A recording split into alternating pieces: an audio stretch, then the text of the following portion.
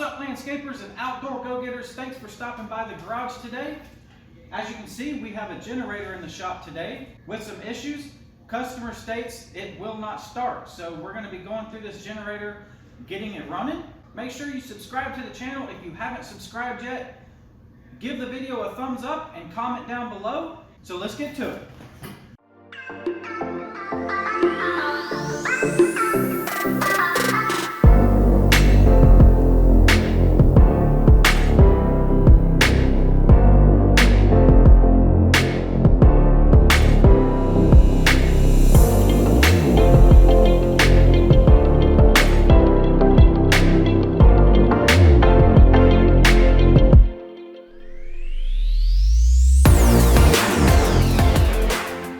Alright, so we have a older Chicago portable generator, and like we said, the customer says it's not running, it won't start, but it will start and run if he sprays carburetor spray directly in the carburetor.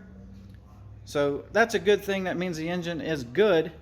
It's just most likely been sitting up for a long time. It probably has some bad fuel in the fuel system and probably a clogged up carburetor. So the first thing we're going to do is we're going to remove this bowl and we're going to look in the carburetor and see how bad it is.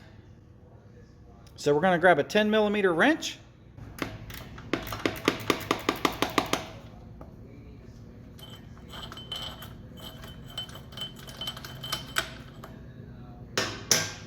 You can see those kind of pitted marks in there. And the carburetor itself does look a little bit dirty. But most likely the jet inside the center of this carburetor is probably plugged up.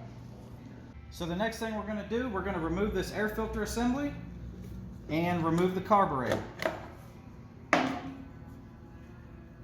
Got us another 10mm here on a socket.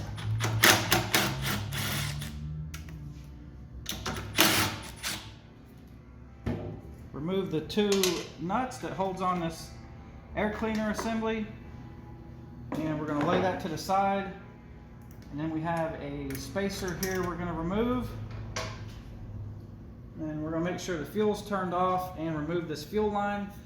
This fuel line also feels really hard, so we're going to replace that with a new one. Alright, so we're going to remove the fuel line and we're going to replace that with a new one. It feels kind of hard, and I'd rather just put a new piece of fuel line on there. That way we know we got a good hose that won't leak or start deteriorating. So next thing we're going to do is remove this carburetor. So we're going to pull it back, unhook this little governor spring, and then remove the little linkage, and then slide the carburetor off. Now if we look at this carburetor, you can see we got some corrosion and some gummed up fuel inside here in the throat. You can see we got some staining on the float itself, and most likely there's a jet down here in the center of this carburetor, hard to see, and it's probably gummed up as well. So we're going to put this in our ultrasonic cleaner and get this thing cleaned up. We got to remove the float. So we're going to pull this little pin out, lift up the float in the needle assembly, and then we're going to go and soak this carburetor in our ultrasonic cleaner. Alright, here's a better close-up on our carburetor. You can see this corrosion down here on the bottom of the body. Inside this hole, you can kind of see it, there's a brass jet, and that usually gets clogged up. And that's probably what's going on with this thing. And then you can see in the throat here, you can see all that gummed up varnish. So definitely a sign that some fuel's been sitting in this carburetor for a long time. And nothing too crazy. The carburetor is savable, so we're going to go clean it up real quick. And for those that don't know, this is an ultrasonic cleaner. I use this one mostly for carburetors as it's the perfect size.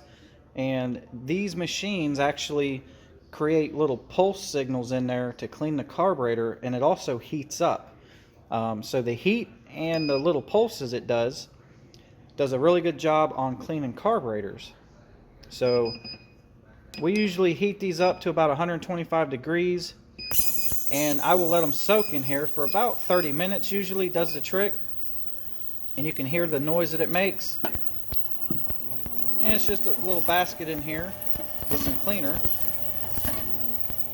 Nothing too crazy. So what we do is we pull the basket out, and then we will lay our carburetor down here in the basket, like so. And then we will drop it in, and then we let it get up to temperature and let it soak for a while. Alright, while our carburetor is in the ultrasonic cleaner soaking, we're going to go ahead and change the oil. Usually when these machines sit up, the oil will start to deteriorate. Also, sometimes fuel will leak down into the oil and can break it down. So we're going to change the oil. We're going to put a new spark plug in this machine.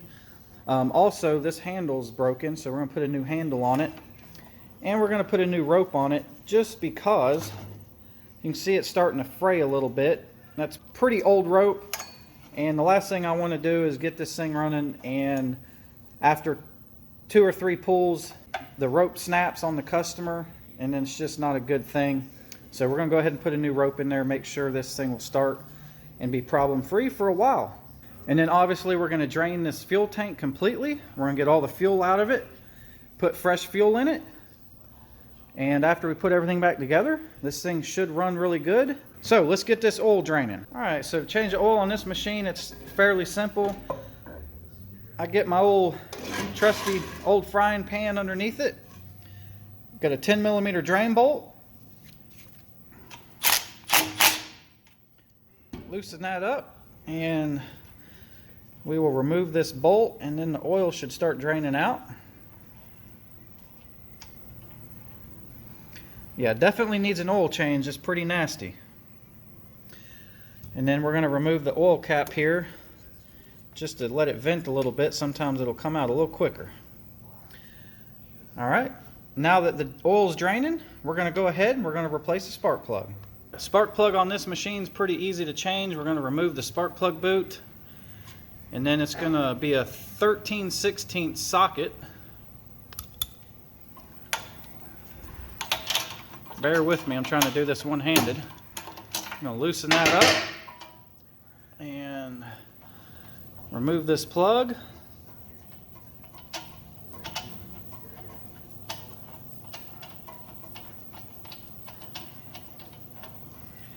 There we go. Not the worst one I've ever seen, but definitely a little carbon going on it. Got our new spark plug.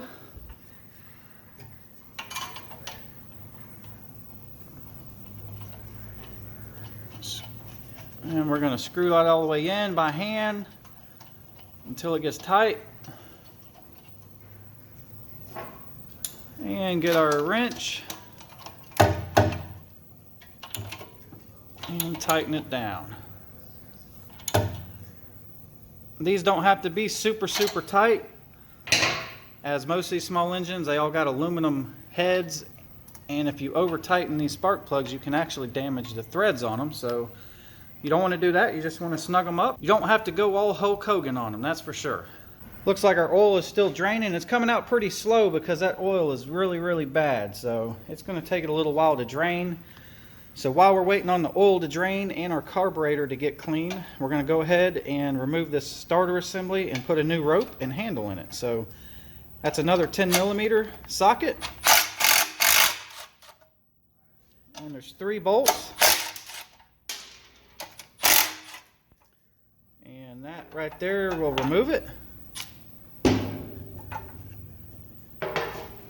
And now we're going to put a new rope in it. Alright, now we got our starter off, so we're going to pull our rope all the way to the end. And that's the end of it right there. You can see the knot and the entry point right here where it comes out of the starter. So what we're going to do now is take a little screwdriver, and we're going to insert it through that pulley out the other side of the starter to hold that spring to keep this thing from unraveling on us. And then you're simply going to pull the knot like this, get some cutters, cut the knot off, and then pull your rope out like so. And then we're going to go get a new rope and a new handle. And the next thing we're going to do is get us a little shop rag here and a lighter. And we're going to burn both ends of the rope here and just kind of melt them down like so. Blow that out and just kind of wipe them down. And what that's going to do is makes a nice fine point so that rope will thread through the recoil and the handle easier. So now you're going to put one end of the rope through the starter,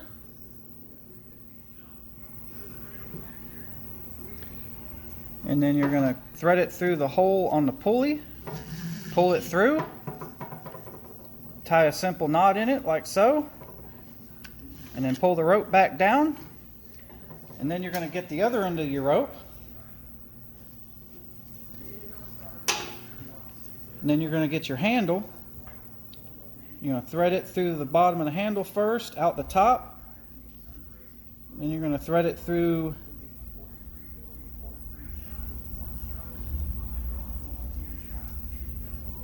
the little metal bracket here, tie a knot, pull your knot through like so, and insert your little holder down into the bottom of the handle. And now you got a new pull cord. Now you're going to hold your pulley. Now you're going to take your hands, you're going to hold your pulley with your thumb right there, and then pull your screwdriver out, grab your rope, and then slowly let it retract the rope back into the starter assembly. And now you have a new pull cord. Pretty simple. All right, now we're going to put our recoil back on and line up our holes here.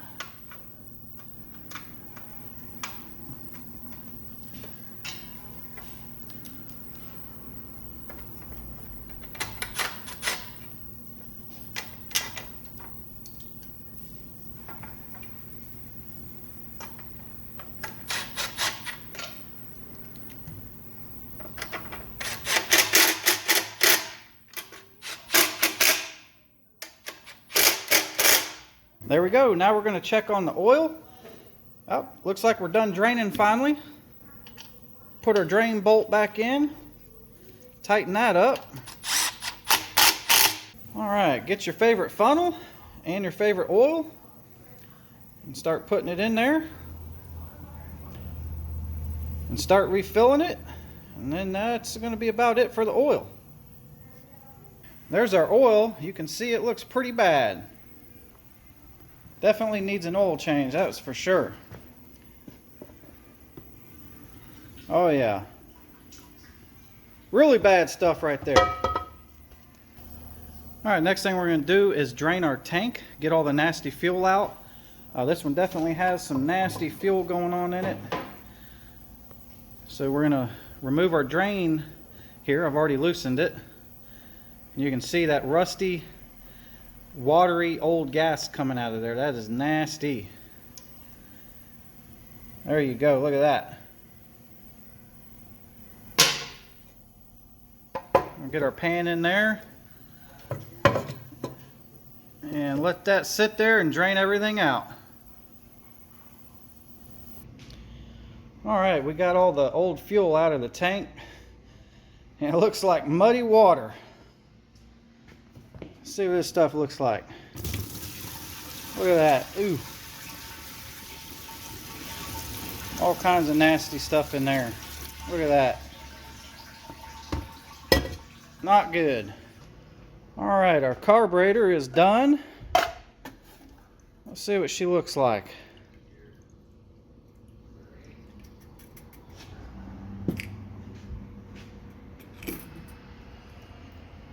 Oh yeah, she definitely looks cleaner.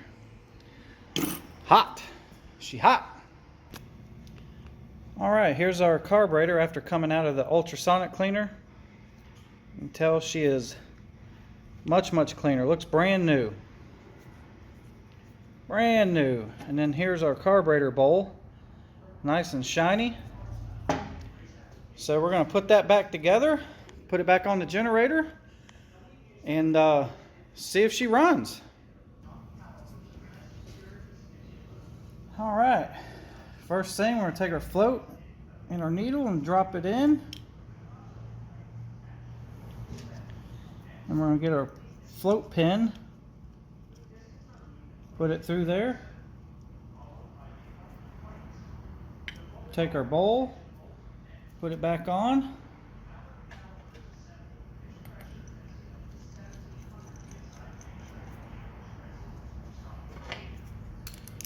We're going to tighten up our little bowl nut. And there we go. Carburetor is assembled. Now we just got to put it back on. All right, we're going to slide our carburetor back on. Hook our governor linkages back up.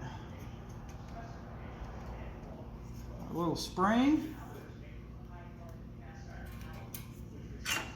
There we go. Make sure that's working right.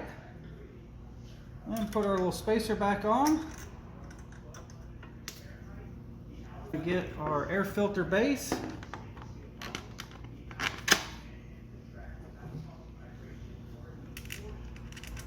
Two 10mm nuts.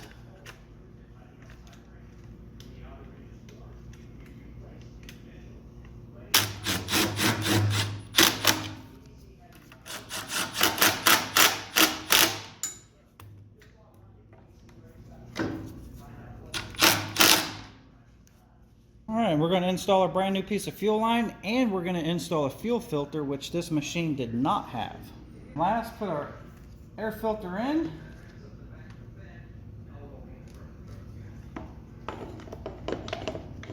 Put our cover back on. And then we are ready to see if we can start this thing. Let's see if this generator will start.